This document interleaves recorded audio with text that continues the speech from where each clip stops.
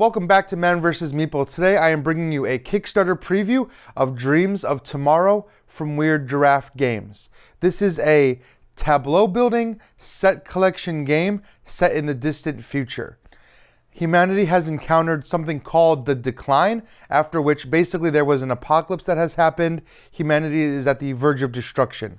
It is up to you as a future entity to enter the collective consciousness, basically, of the world. It's very high concept sci-fi here. You're basically entering human consciousness, plucking out dreams, and sending them back in time, trying to avert this crisis from happening.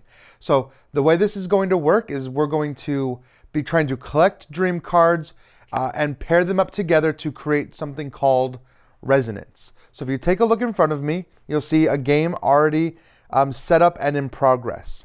You've got the collective consciousness here, which is represented by a series of location cards that when put together actually create a rondel. You're going to be moving your pieces around this rondel in either clockwise or counterclockwise order based on a few different things that can happen during the game.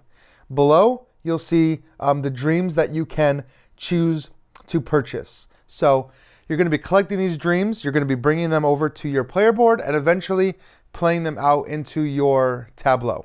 Currently, I have a 4-player game set up, but the game does play from 1 to 6 players. It also includes a solo mode, and it has a bunch of variants that I'll kind of talk about at the end of the game, but for now I'm going to focus on just how the basic game is played. So to start, you'll set up the game. You'll always have 6 dream cards out here. You'll always have 4 locations. Locations start in a very specific order based on how many players that you have. Everybody is going to get a player board. Whichever player board is marked with the first is going to be the first player. You're going to see a few different things going on this player board. First of all, you'll see the 3 different resources. There's experience, creativity, and hope. And these are kind of the things that power your ability to collect and play these dream cards.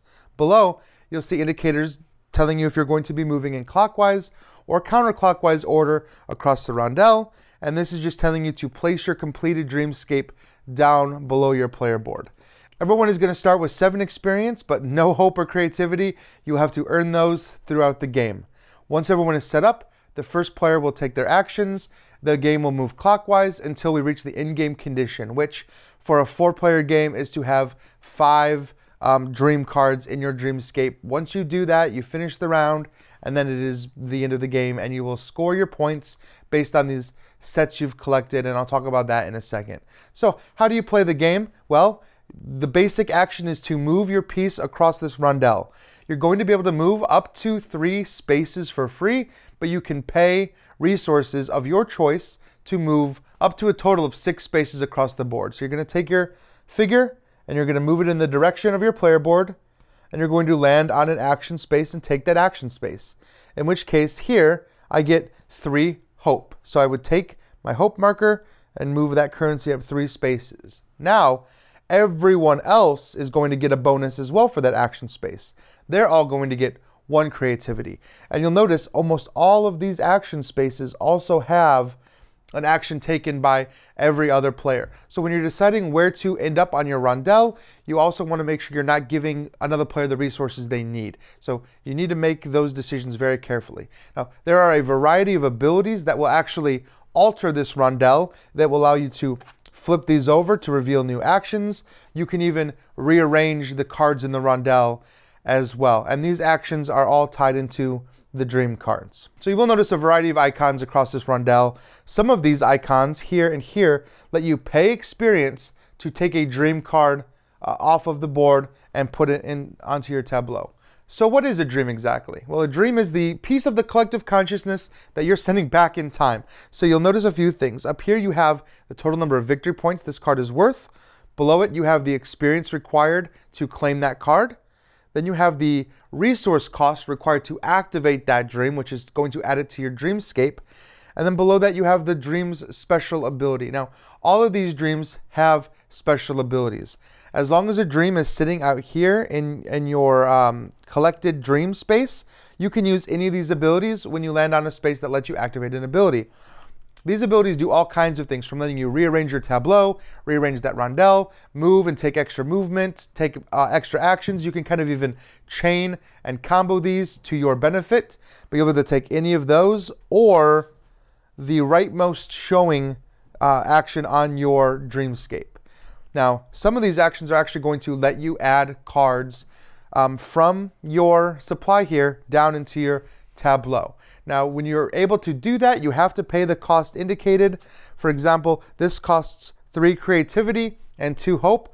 I'll be able to take this card and either add it to the end or the beginning of the Dreamscape. And this is how you're going to score the most amount of points.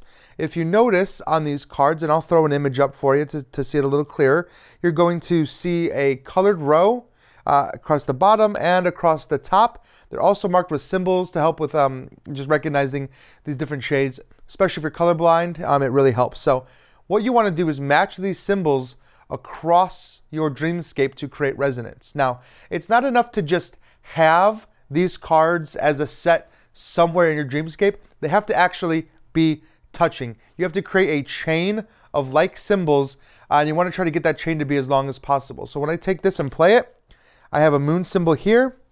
I have a moon symbol here. This is going to create a resonance for me by playing these 2 cards next to each other.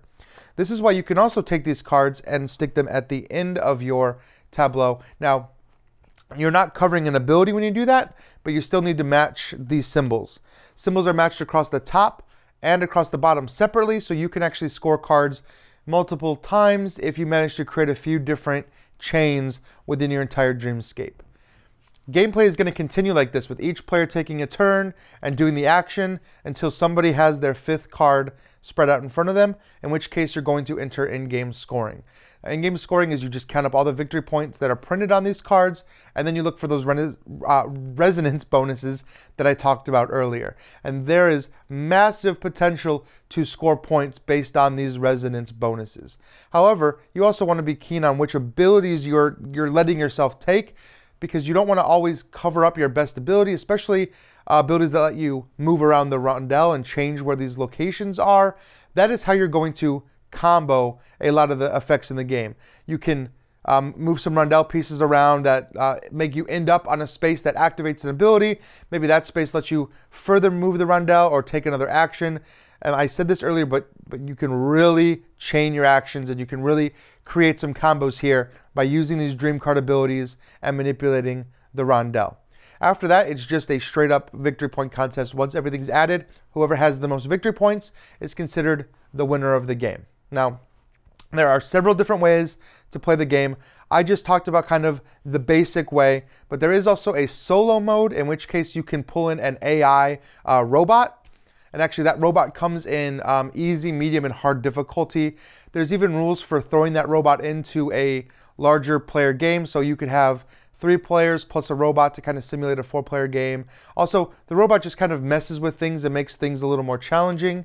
You'll see a card that comes with it that tells you kind of how to follow the AI. You're going to look at the top card of the dream deck, look at the symbols, compare the symbols to the robot card. It's actually super easy compared to maybe some AIs you might be familiar with in other games.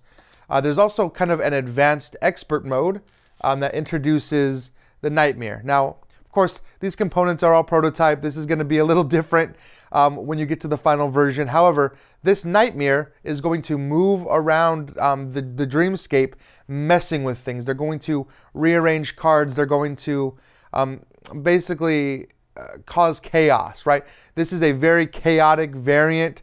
It doesn't let you plan everything as well as you might, and I think a lot of groups are really going to enjoy that. Taking a look at the board and the pieces, just keep in mind that this is a prototype, like I said. I know that everything is going to be a little bigger. There's going to be more variety in the artwork. You can take a look at the Kickstarter page. You'll be able to see examples of all these things in progress, and you'll be able to see what the final version is going to look like. So go ahead and take a look at the Kickstarter page. Come back here, ask any questions, leave any comments. That is Dreams of Tomorrow. Thank you guys for watching, and please like, subscribe, and just follow what we do here. We really appreciate it, and I will see you next time.